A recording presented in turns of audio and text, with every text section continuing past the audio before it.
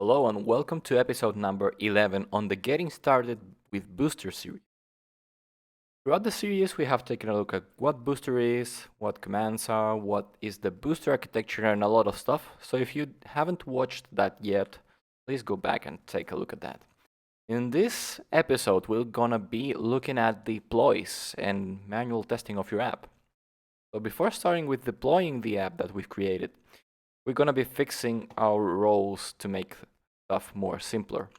We said that the client and the banker shouldn't be self-signing up themselves.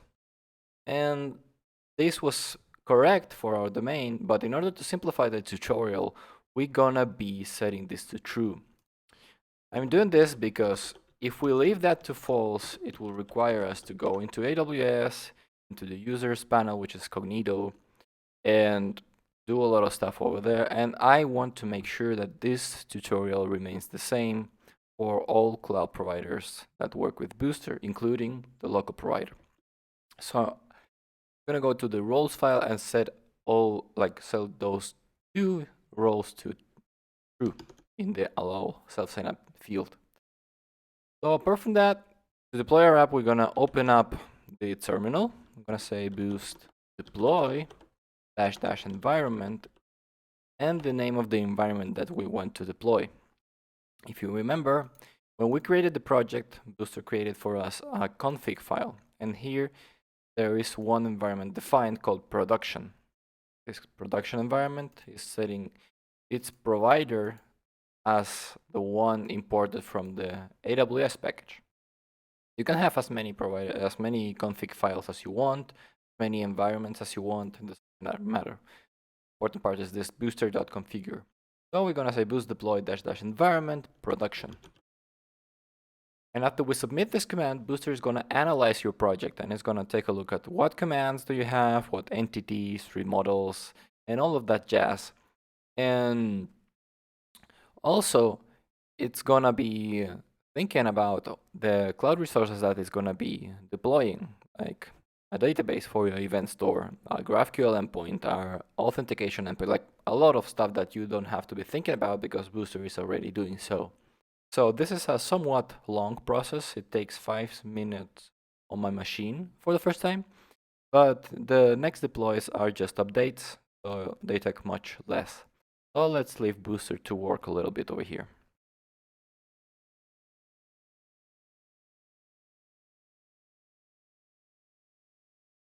All right, so this has been deployed. And now we can go ahead and start testing our app. So here, when we finish deploy the application, we have some outputs. Those outputs represent some important stuff in order to use the app, so make sure you don't lose them. Store them into a text file or whatever, because you won't be able to see them again. But here you have a client ID.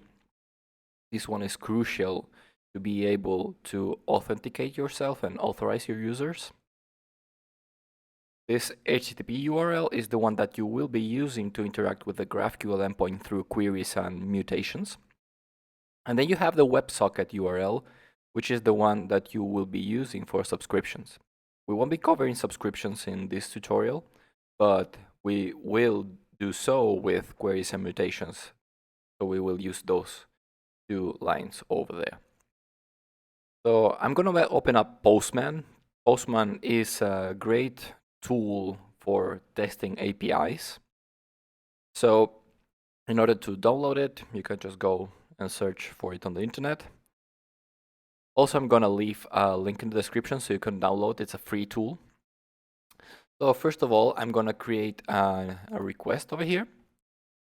And we're going to be using right now the outputs that Booster provided us. So first of all, let's take this URL over here. I'm gonna copy it. And I'm gonna paste it over here, Postman. The type of the request that we will be submitting is post. And we will be creating a user first because all of our commands, if you remember, can only be executed by clients or bankers. So we're gonna create a banker. So here, after we have the endpoint specified, now we're gonna add some stuff in the end of the URL. So we're gonna add auth/sign-up because we'll be using this for signing up. Now we're gonna go to the body tab, row here, the JSON, and we have to specify the following format in order to sign up a user. First of all, we have to specify the client ID. Like this, we can copy our client ID from the booster outputs. And we can paste it over here. Now we can type the username that we'll be using for our user. Note that this needs to be an email, at least on AWS, because it will send a confirmation email. So I'm going to use my email with some kind of alias. bankertest@booster.cloud. So as my password, I use ABC41234. By default, in AWS, Booster configures your password to contain at least a lower, uppercase, a symbol, and a number, and 8 characters. And now we have to specify the roles of the user. And for this, we have to go into the user attributes field. And I'm going to specify roles, colon, and the array of the roles name. So in our case, I'm going to go with banker. So I can go ahead, send this request.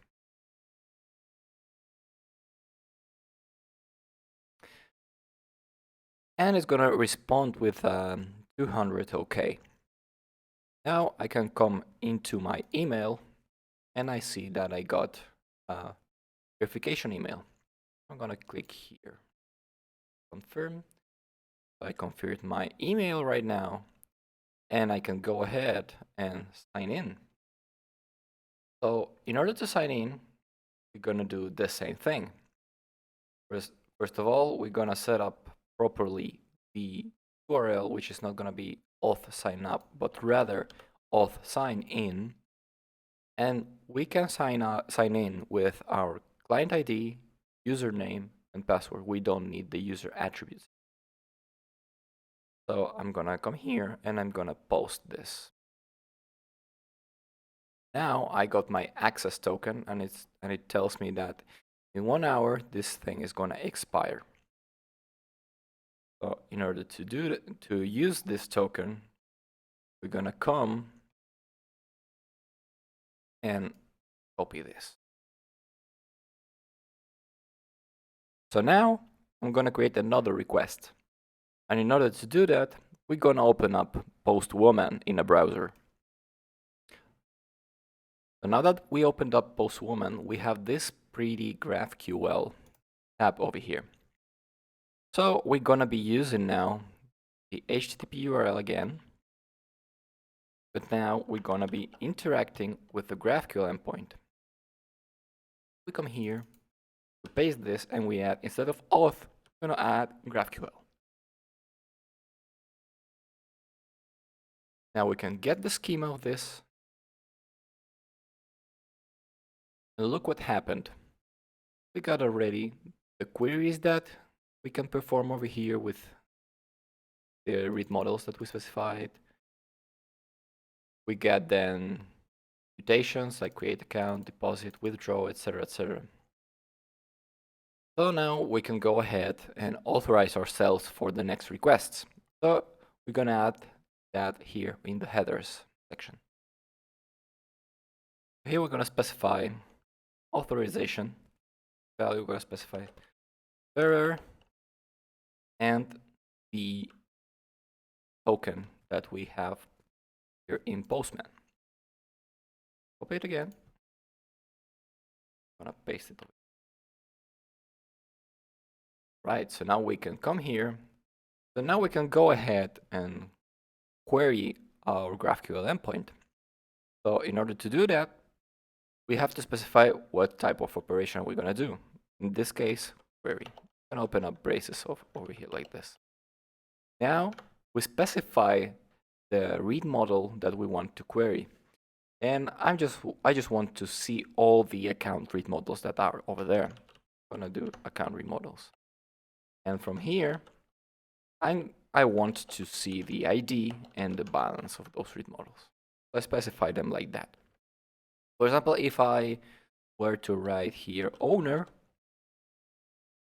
the validation will tell me that this doesn't exist, because remember that we have hidden this owner field. I'm gonna delete it and I'm gonna run the query. See what happens. It tells me that there are no account read models. All right, so we can go ahead and create our first account. And to do that, commands are represented as mutations. So I'm gonna delete all of this. I'm gonna write mutation, braces, and the name of my command, which is gonna be create account. And here we have to specify the parameters in a way like this. We're gonna write create account, open parenthesis, input colon, and we're gonna write them like this. So create account, we'll need a couple of different things. If we look for it over here in the schema, you can see that create account input needs at least an owner, which is an ID. So I'm gonna say owner.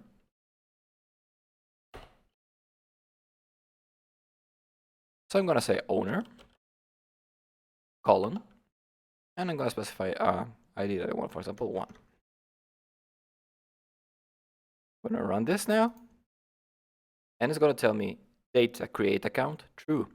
What this means is Booster is telling us, hey, I received your command, I've executed it correctly, I've registered your events, everything went great, so create account was correct, so it's true. So if this command would have some error or something like that, we would have that as a response instead of getting name of the command colon true. So now we can go ahead and query the read models again. So we come here, right, query again. And let's take a look at the account read models. Also, I'm gonna query for the ID and the balance. Run this. See, we got now a new account with this ID over here. And we got the balance. So now we can go ahead and deposit something. So I'm gonna say mutation. This is a command again. That's why we use mutations again. And we say deposit. Input. We have to provide an account number. And we're gonna also deposit some amount. So I'm gonna deposit, for example, $100, and this will be in cents. I go ahead, run the mutation. I get data deposit true. All right. So I'm gonna change the deposit for a withdraw. And now I'm gonna withdraw, for example, of $80. Run this, get true. And if we query our read model right now, we should be able to see that there are $20 left. Now I'm gonna go ahead and instead of querying all the read models, I'm gonna go and query just one. To do that, we go write query, again, open up braces. And instead of writing it in plural, like this one over here, we're gonna write it in singular. All right, now open parenthesis, ID colon, I'm gonna paste the ID of the account. And I'm gonna say, hey, I'm gonna select only the balance field because I don't care about the ID. So now if I run this, I see that this was correct. The deposit and the withdrawal worked. So take a look at what we've done over here. First of all, we went to our ID and we've changed the allow self sign up from false to true in order to simplify a little bit this tutorial. Then we've checked the config file to see which environments could we deploy. We deployed our application, the command line using boost deploy -- environment production. And then we started working with Postman to authenticate our users and with Postwoman in order to work with the GraphQL. So you have 2 more tools in your tool belt.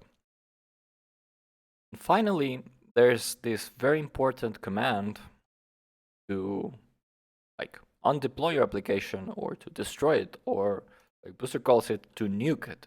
So we're gonna write boost nuke -- environment and production.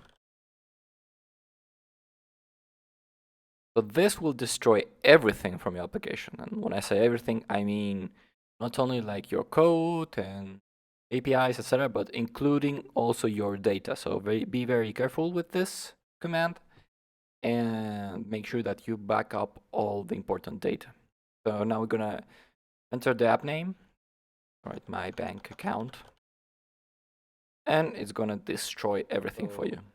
That's all for the Getting Started with Booster series. I hope you liked it. And of course, if you got any question, feel free to post them in the comment section below.